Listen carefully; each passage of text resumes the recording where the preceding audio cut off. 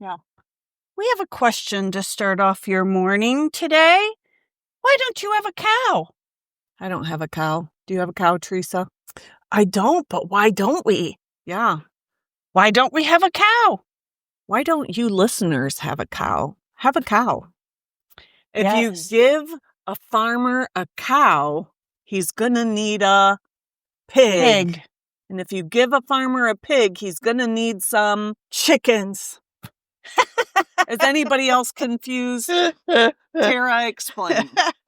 Well, we are on our way back from the food summit in Amish country, and Trina wants a cow, a dairy cow. Really bad. I've already named her. Her name is going to be Josie. Josie the Jersey, because I want a Jersey cow. Because Tim told me I need a Jersey cow.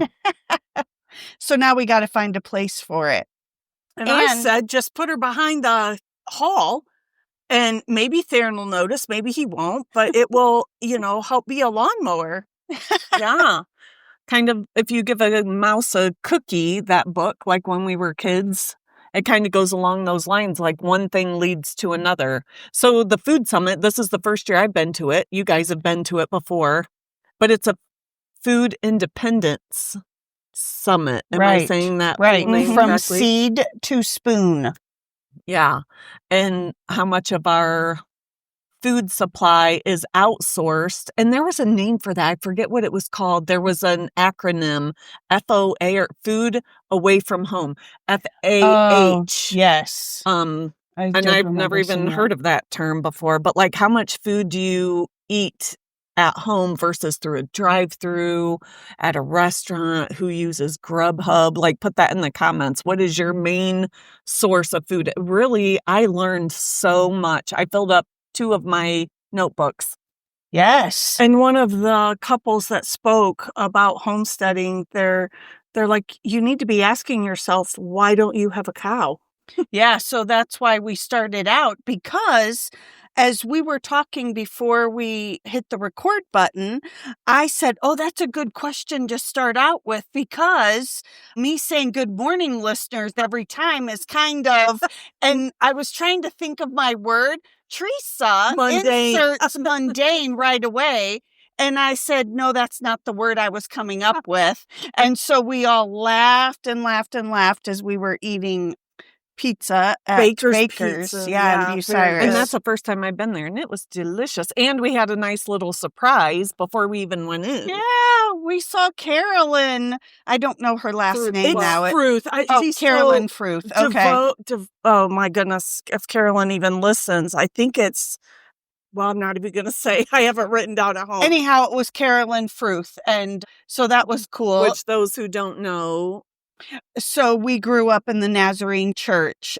Her daughters were the same age as some of us. So, yeah, that was awesome. Isn't God good like that? Like, as we were going in, I'm like, he's just so good. But yeah, we learned a lot. And Tim challenged us not to talk about food, gas, or weather. So since we were challenged, we're going to keep up with that. So next episode, we'll have to talk about how the weather down there was not what we thought it was going to be. It rained, it poured, it was so windy out. Last night, I said to Trina, I texted her because she went for a walk to make a phone call. And I texted her and said, have you found shelter? And she never replied. I fell asleep, but we'll have to talk about that on the next episode. And how do you talk about a food summit without talking about food? Like, I'm not even allowed to mention that my favorite thing today was a maple cream stick for breakfast. We'll have to bring it up on the next episode because we were challenged not to talk about it this time. So we'll tell you the next time, too, that Tim was about on E, and I challenged him to try to make it all the way home like we challenged Trevor to, but we'll have to talk about that on the next episode as well. So, and my thankful is for Tim for driving. Thank you, Tim, for driving. Yes, that was a great thing to be chauffeured around. And I'm thankful that he minded his P's and Q's and was actually, cordial and pleasant for the most part. Which, speaking of being cordial, it was funny that people that we saw at the hotel we stayed at were at the food summit. Yeah. And so last night I'm sitting out on the porch and this guy pulls in and I'm watching the little parking lot because our room was right above it. And this guy pulls in with a Pennsylvania license plate and it just caught my eye for some odd reason. And the bed of his truck was covered up with like tent kind of thing. Like he could sleep in the back of his truck. Oh. I don't know what those are. It was like a canvas cover of some type, but not flat on his truck bed. It was like a tent kind of thing. Anyway, it just caught my eye. And then today when we were at the food summit, he walked right by me. I'm like, did you happen to stay? Yes. I'm laughing. I'm like, oh my goodness. He kind of answered hesitantly, like, yes, I did. And I'm like, does your truck have a Pennsylvania license plate? Like she's stalking him. Yeah, but eventually we did make introductions. People were just so friendly there. And I felt like, okay, these people are all like-minded. I can make friends, and she did. Oh, yes. His name was Aaron. He was very nice. She made friends everywhere she went this time. Yeah. It was very good. We learned a lot, and it was very nice to be around like-minded people. And Theresa had a nice conversation with a couple this morning. Yeah. We're an encouraging podcast. I'm like, I encourage you listeners to read people's faces. Yeah. Does Teresa's face look like she's inviting you to talk to her? Well, our listeners won't know that because we're not on camera. Oh, true. But they know her and should know that, yeah, stay out of my hula hoop. But at least you were cordial back and... Oh, yeah, of course you have to be. Teresa, you should get a shirt made. I'm just thinking of this. Amanda, listen up. Aunt Teresa needs a shirt that says love is a journey and then put a map and say you are here.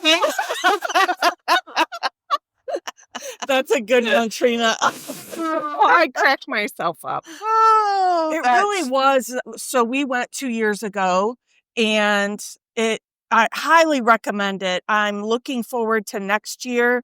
They really brought in some high level speakers, people that I had never heard of. People were given this one guy who I will say is my favorite, a standing ovation when he walks out. And I'm like, I've never heard of this guy. Before he even spoke a word. Yeah. But now I can see why he was so upbeat, uplifting, encouraging. I would encourage you listeners to look up Del Bigtree from highwire.com. He was phenomenal and he made so much sense. He talked a lot about vaccines. And so he grew up, we'll just say, so everyone can kind of get a context and know, from hippie parents. And his mom is Indian. Native American. And so they were on their reservation guinea pigs for experiments and doctors. And she said, I will not do this to my kids. In fact, she walked into a doctor's office to get her son his first vaccines. And no, they were in school. Oh, I thought she never gave them vaccines. Right, because she walked into the doctor's office and the lady in front of her, the doctor was yelling at the lady in front of her. Oh, I forgot that part. Sorry. Why did you wait so long?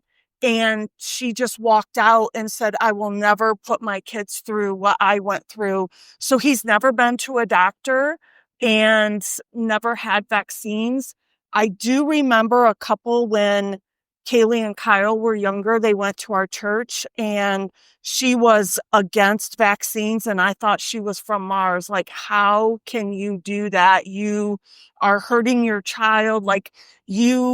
But this guy made so much sense. And as Tara, you always say, when you know better, you do better. Right. And I think we know so much more now. And things that he said and other speakers said were exactly what we've been saying on here. Be communal, change your part of the world. And different stories that he told is God is working, and he said he knows that God, and he grew up, his parents told him, not these same words, but basically you were made on purpose, for a purpose, with a purpose. And he gave the story of why he wholeheartedly believes that. And only God could place the people in his life and his wife's life to bring him to the point. He produced The Doctors. Yeah. That show that was so popular, and he doesn't have a college education. Right.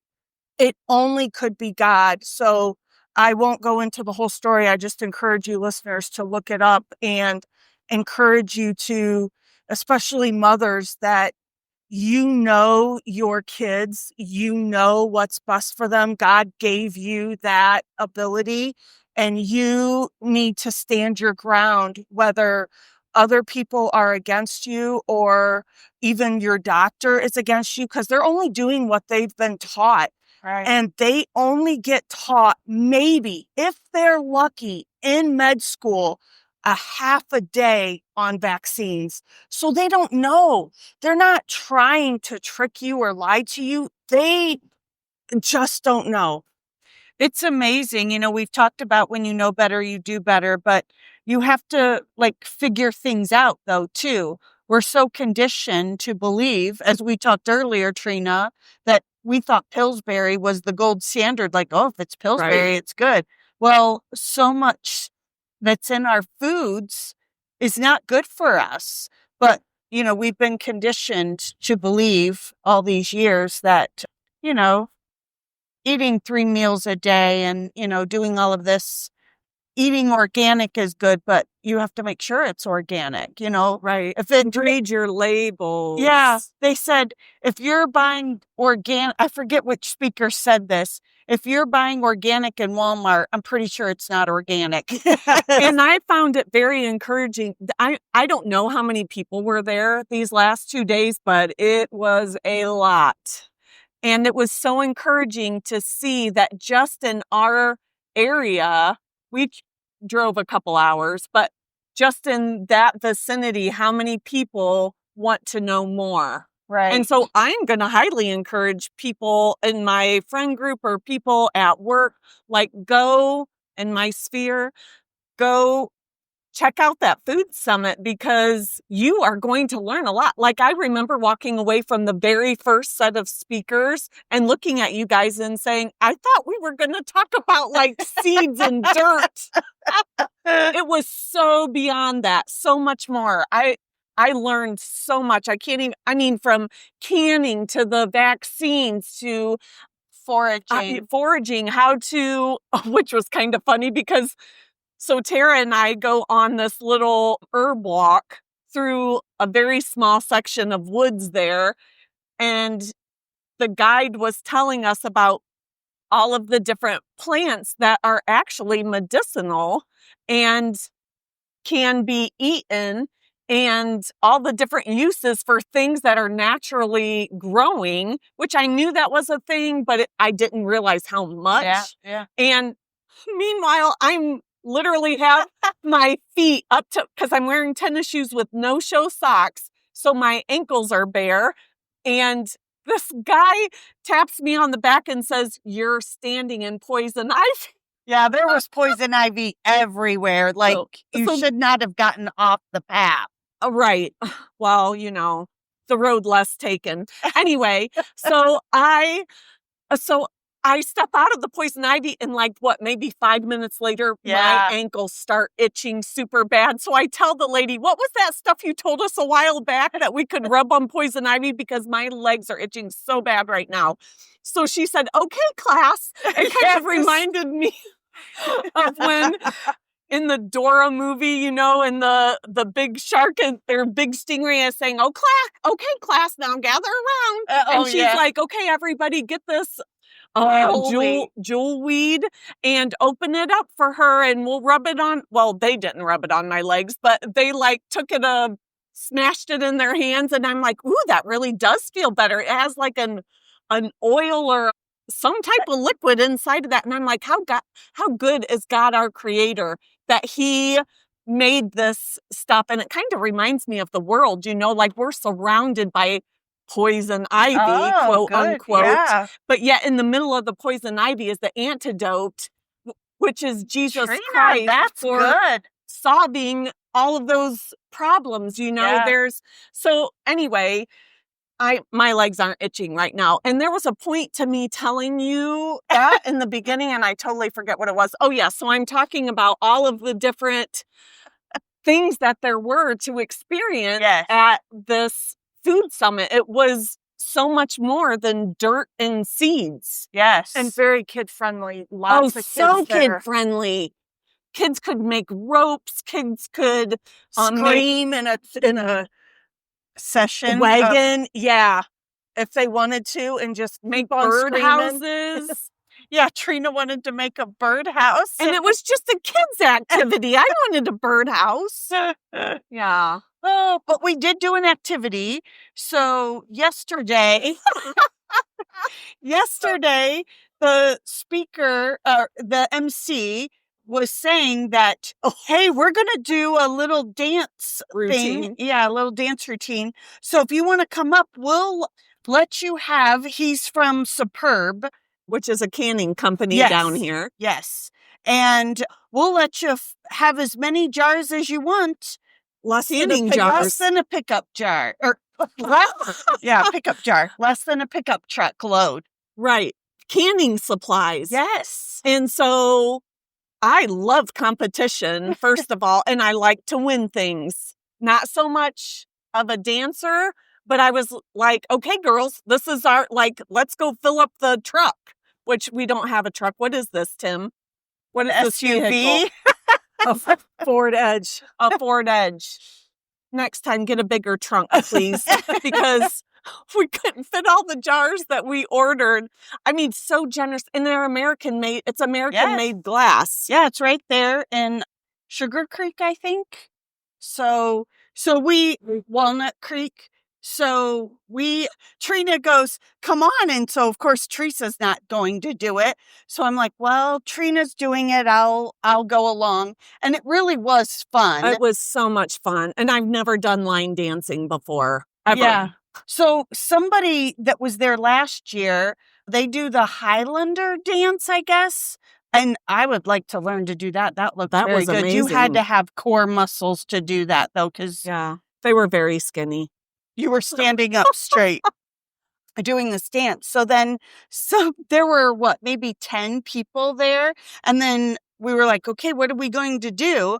And then somebody came up and she's like, hey, let's do a line dance. Kind of totally took over. She did take over, but I was fine with it. I said, you're in my blessing book tonight because we're going to win some canning supplies because you're making this easy. So it was just a grapevine and as she called it, a 4-step.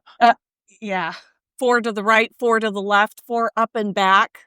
I had to count the whole time we were dancing, but that's good because it was only up to 4. So anyhow, we got to put in our order and I said, well, how much is too much? I don't want to be greedy. But I didn't have that thought. I said, he said, whatever we could fit in. So I'm holding jars on my lap right now, literally. And the back end is full and we have stuff everywhere. Teresa's holding a couple of boxes. But hey, we worked. I mean, we worked for these jars. Yeah. Now we're going to have to work some more to fill them up. Yeah. Yeah. But totally worth it. We learned a lot. So now we just got to put all of this into action when we get back and not just talk about it and be healthier and help our families to be healthier. So what do you want to fill the... Oh, we're not allowed to talk about food. I forgot. That seriously was a slip, Tim. Sorry about that. Yeah, Tim and his harem. Yeah, everybody. Yes. Poor Tim has been traveling with 3 women. And I said, you're either the envy of every man or you're envying every other man that doesn't have any women with him. Yeah. We were somewhere yesterday and he's like, yeah, got to get my 3 wives. Yeah, me and my 3. Oh, was it Kroger? Yeah. We were leaving Kroger and he was like, yep, Me and my 3 wives and the cashier just looked Yeah, like, she had the weirdest look on her face. Well, you never know what to expect these days, so. yeah. But yeah, I feel rejuvenated to know that we were with like-minded people and the things that we've been saying and doing with our family and our beliefs in that, we're affirmed in that, and that we are swimming upstream, it seems like, in society. But I did find it encouraging, though. yes, right. Like, not to bloom where you're planted, but do what works for you now. Right. Like you can homestead on just 1 acre, whatever you have, just to do what, works for you, and then start small and grow it out. You don't have to be a big homesteading place in the beginning. So I thought that was very good. And also gave us ideas for Patriot Hall. So there's more opportunities than you think there are. And I loved the motto, is that the motto of the canning lady, who is Sarah Thrush? Yeah, was she was very her good. name. And she's on social media. Yeah, Rebel Canners is one of them. And something in Pedals. I forget. Oh, what was that? I wrote it down in my 100 notes. We can't get to it. Now we can't get to it. It's surrounded by jars. Like, jars are everywhere right now. But anyway, her apron said, I can.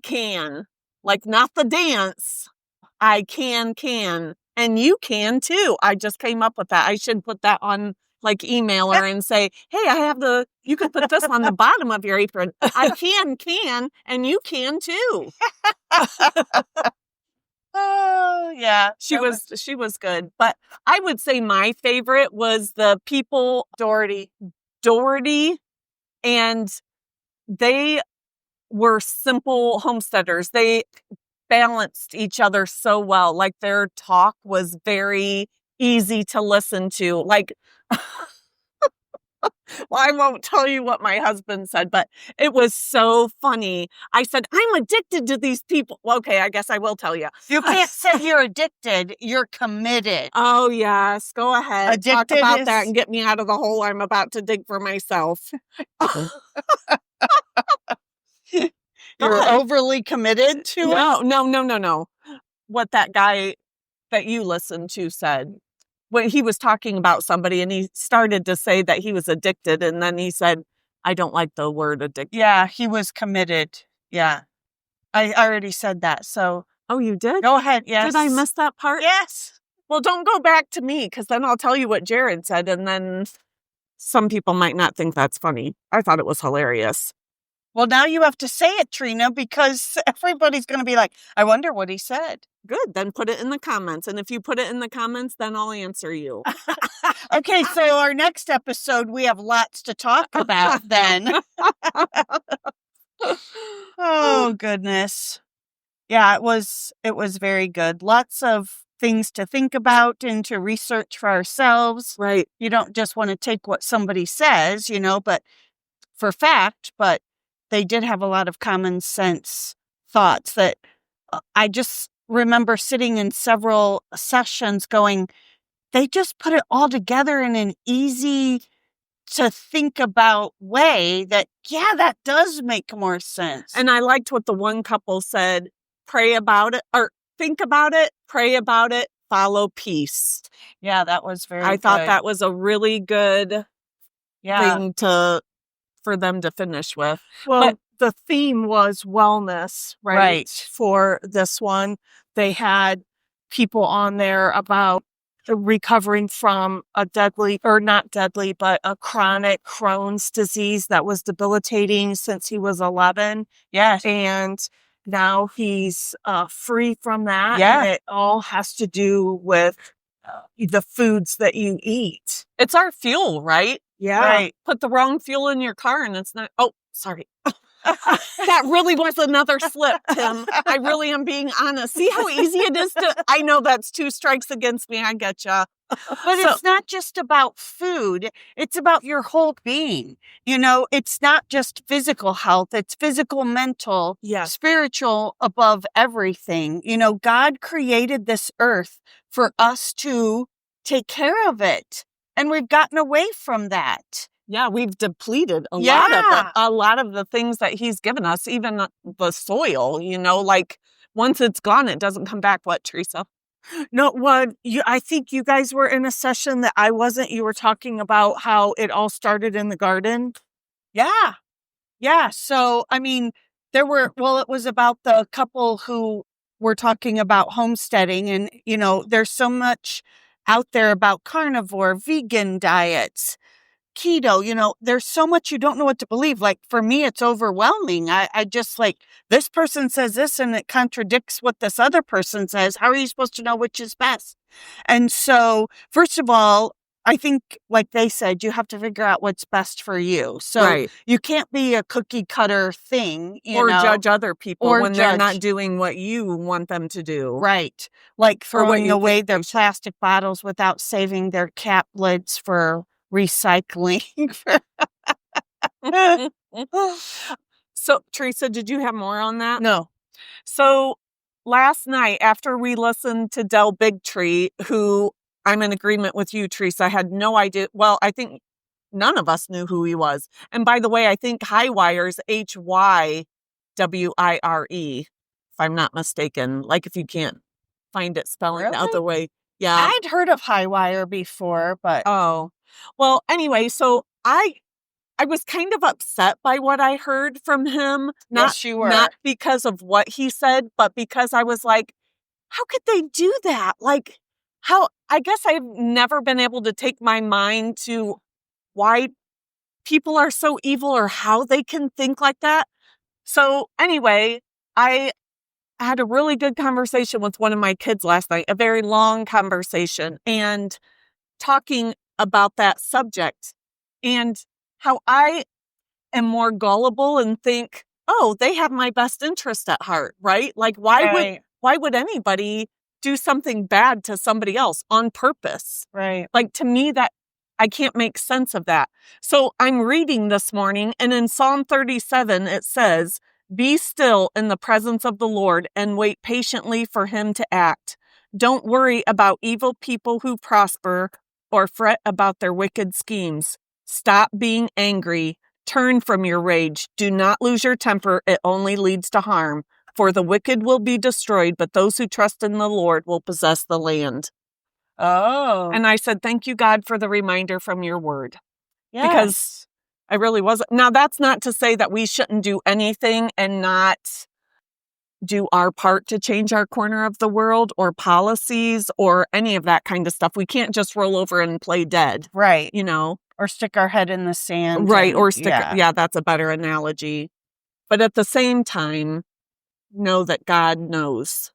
Right. And go back to, just as simple as it was, God made the earth. God made us to be, Adam named the animals in that. And God gave them dominion. Yes.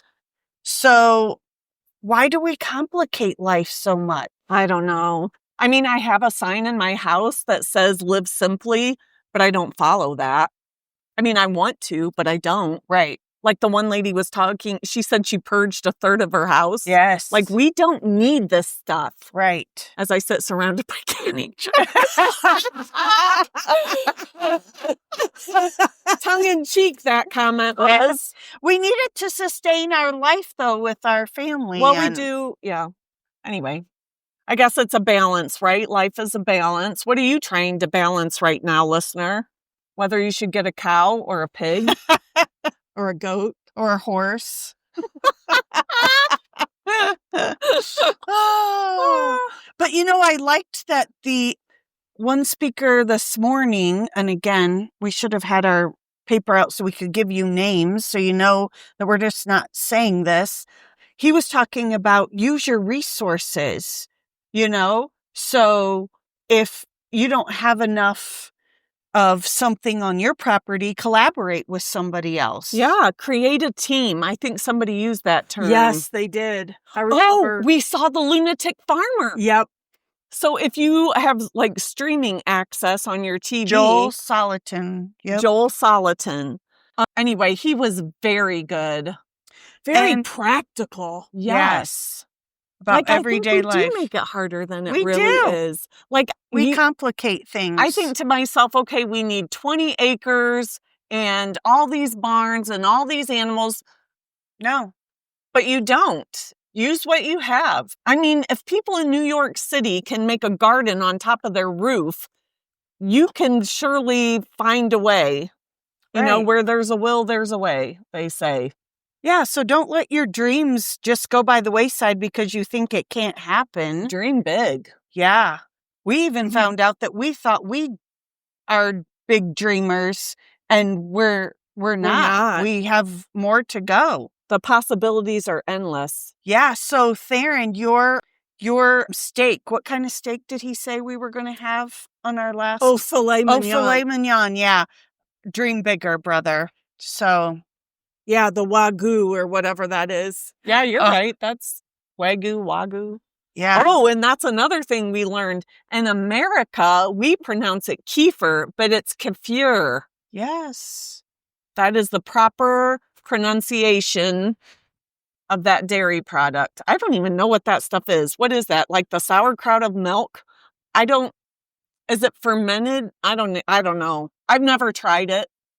I've tried kombucha. I was not impressed, but I heard it's good for your gut. I don't know. And it's how it's made too. Oh, I've heard. Because we tried it 2 different places in Hawaii because Maddie had told us. Are you talking about kombucha? Yeah. Okay. It matters where it's, how they make it.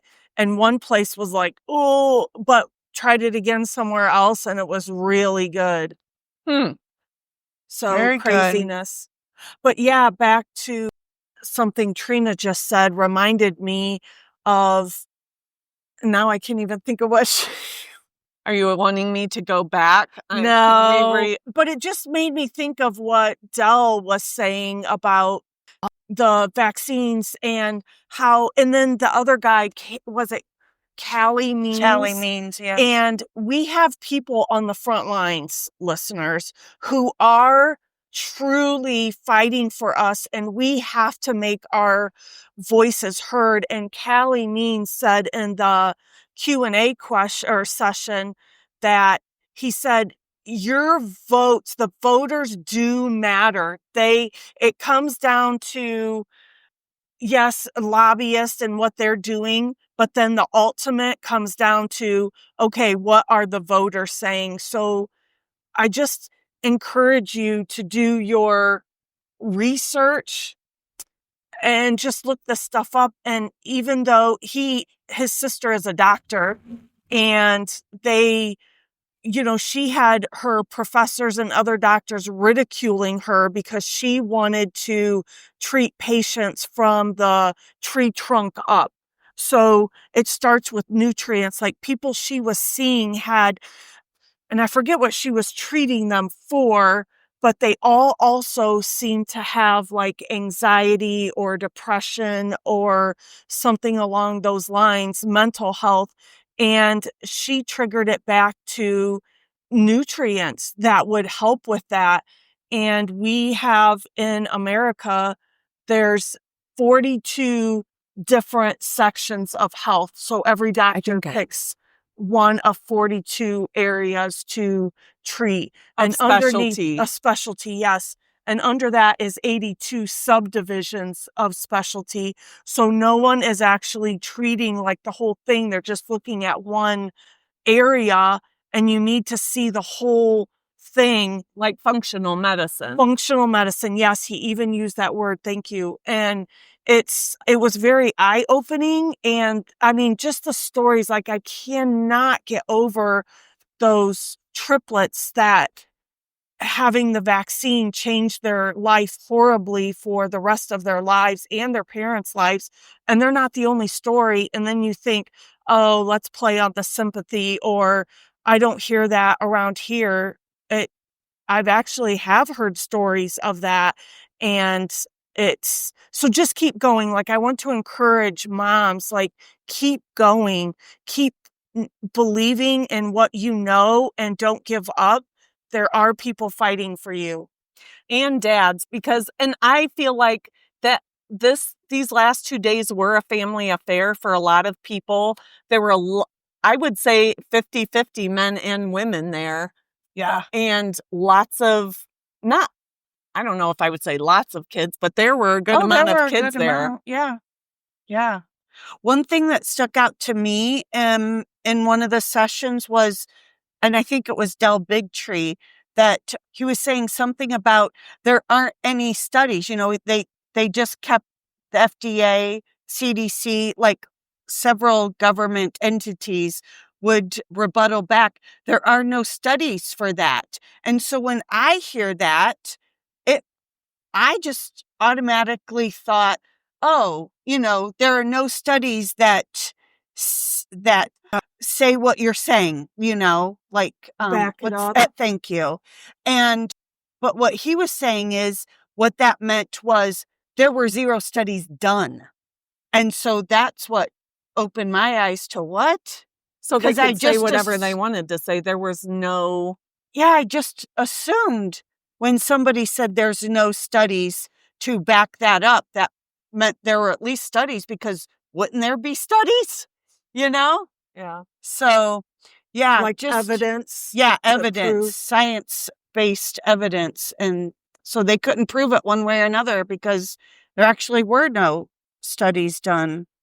But, yeah, it was just very encouraging to, keep fighting the fight. Yeah, keep fighting the fight and don't rely on other people. You've got to be an advocate for yourself, for your family, and know what you're doing. Just like we read labels so much more now. That's so true. And so, yeah, it's and all you don't a have to journey. know everything, because I think that sounds very overwhelming. Like, Right. Okay, I need to dissect every single little thing and blah, blah, blah. But there are bigger things. A vaccine is way bigger than, I don't know, give me an example of something small. The what's in your Garden or tire on your car? I don't know. I guess that's a pretty big deal, isn't it? what's in your tire? Yes. I don't know. But anyway, start with something. That's all I'm saying. Start with something. Right. And then you just build on that. And then it gives you confidence to just, keep going. Like we've learned about sourdough making and, different things like that. So here is a fun fact for all of you who do like to can or want to start canning. You don't have to boil the lids. Yeah. So old lids, like the ball lids, which I will never buy ball again, jars. I will stick with Superb. Yes. I was so impressed with them this weekend, and not just because they gave us jars for dancing, which will forever be a fond memory. However, what they make the lining of the lid with now is no longer rubber or latex.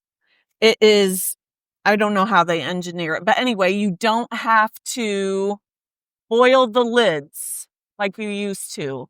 And the ball company had the lady we listened to and did the demonstration, Sarah Thrush from Rebel Canners.